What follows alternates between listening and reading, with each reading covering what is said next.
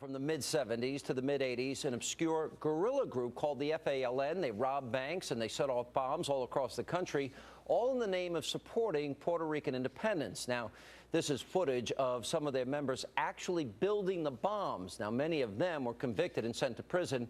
But then in 1999, President Clinton commuted the sentence of 16 FALN members, outraging the victims' families and law enforcement officers.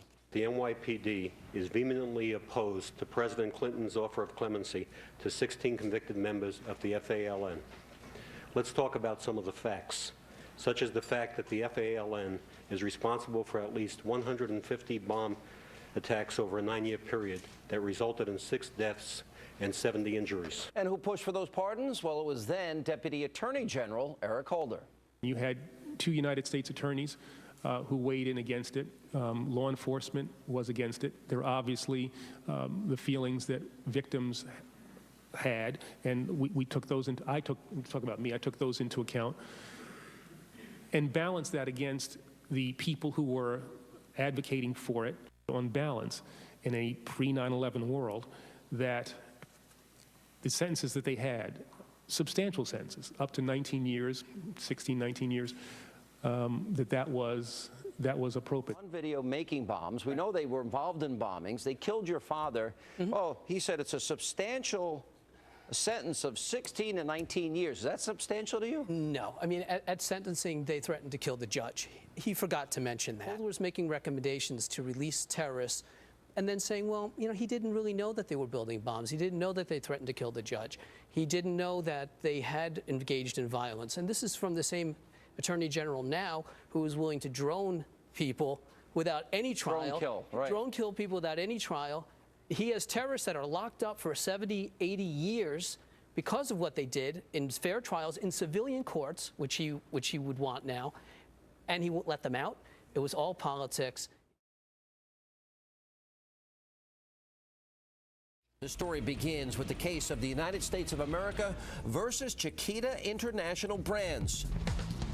From 1997 to 2004, Chiquita funneled $1.7 million in protection money to the AUC. On September 10, 2001, the AUC was designated by the U.S. government as a foreign terrorist organization.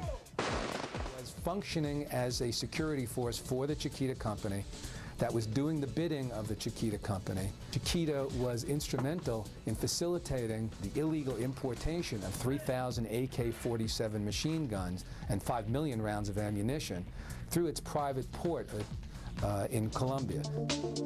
Chiquita admitted their wrongdoing to the Justice Department and hired an extremely influential man to bail them out, former Deputy Attorney General Eric Holder.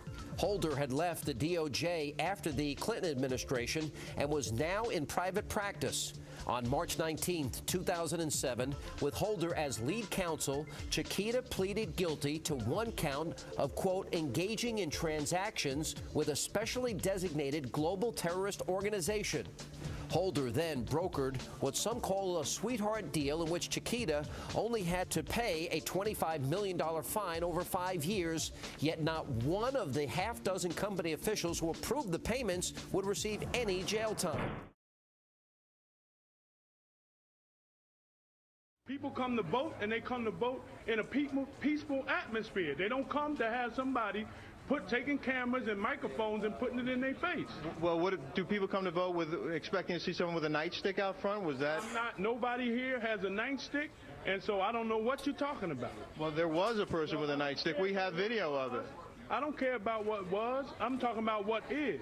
But under this administration, when we brought the case in January of 2009, just before the inauguration, it was dismissed, and America got an early taste of the lawlessness and dishonesty that they've come to expect from the Obama administration when they dismissed that case. The reason they would defend them is the reason that I quit my job at DOJ and testified under oath, and that is that there is a hostility within this Justice Department, particularly in the Civil Rights Division run by Tom Perez, for enforcing the law equally, meaning if the defendants are black, then we give them a pass. And that has happened over and over and over again. And as a matter of fact, an Inspector General report just came out that validated everything I testified about years ago. Though this nation has proudly thought of itself as a ethnic melting pot, in things racial, we have always been, and we, I believe, continue to be, in too many ways, essentially a nation of cowards.